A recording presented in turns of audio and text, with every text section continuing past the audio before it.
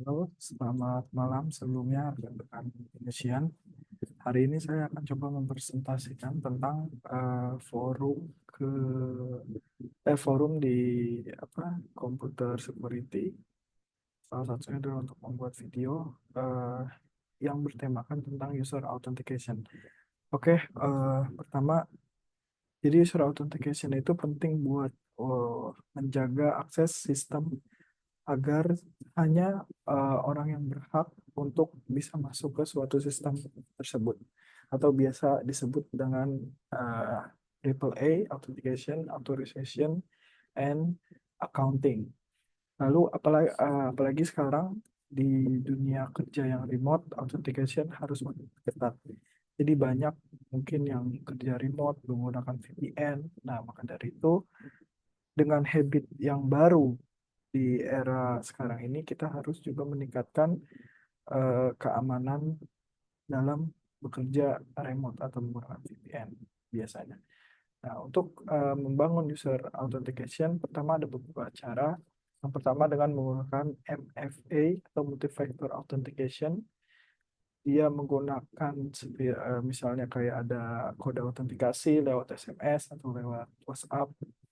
Terus juga ada single sign on atau SSO, ada juga VPN untuk koneksi aman, ada juga biometric authentication, itu bisa menggunakan seperti kalau zaman sekarang bisa sidik jari, Face ID, mungkin nanti di masa yang akan datang bisa dengan kelopak mata, suara, terus juga ada behavioral behavioral analytic.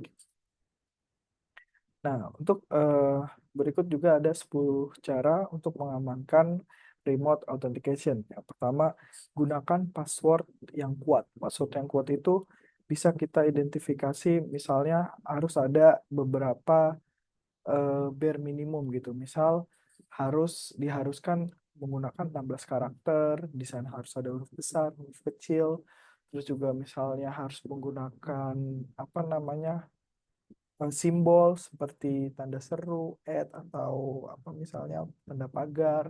Terus juga harus mencantumkan nomor, tidak boleh yang berkaitan dengan nama asli kita seperti itu. Terus juga terapkan MFA, multifactorial authentication, seperti yang tadi saya bilang bisa berupa kode nomor yang dikirimkan lewat SMS atau lewat WhatsApp untuk memverifikasi. Terus juga ada enkripsi data, itu pasti bisa menggunakan sistem yang ada, gunakan. Terus juga yang keempat yaitu menggunakan VPN.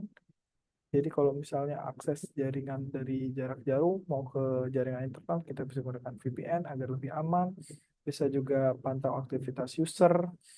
Biasanya kalau di perusahaan besar itu ada yang namanya SOC, security, yang memantau log-log di security. Kita bisa menggunakan jasa orang itu, bisa menggunakan perangkat-perangkat keras juga yang bisa mendukung untuk fitur pantauan aktivitas user.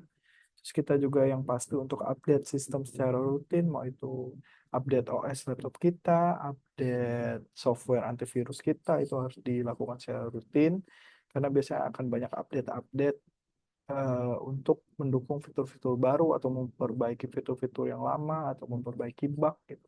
Makanya perlu update sistem. Lalu batasi akses user, misal kita perlu batasi untuk mengakses website A hanya orang-orang tertentu yang relate dengan bidangnya di website A. Jadi orang-orang di kategori di divisi lain misalnya tidak memerlukan website A, ya jangan beri akses ke website A gitu. Jadi hanya misal divisi yang relate saja yang boleh mengakses suatu website atau suatu sistem tersebut gitu. Jangan semua divisi kita bolehkan.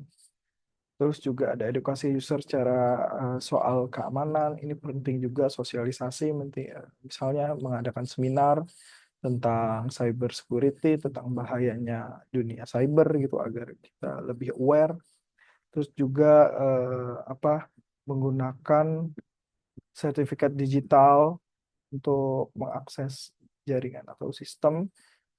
Lalu yang terakhir bisa menerapkan zero trust policy.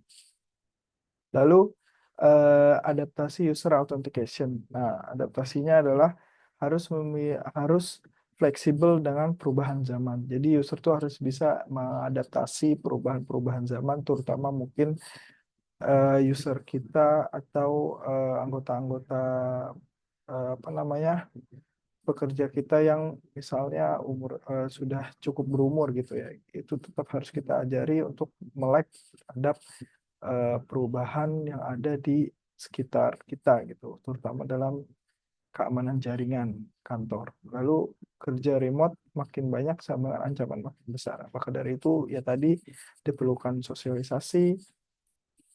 Lalu juga solusinya, salah satu solusi bisa menggunakan kombinasi teknologi dan edukasi user. Selanjutnya ada belajar lebih lanjut.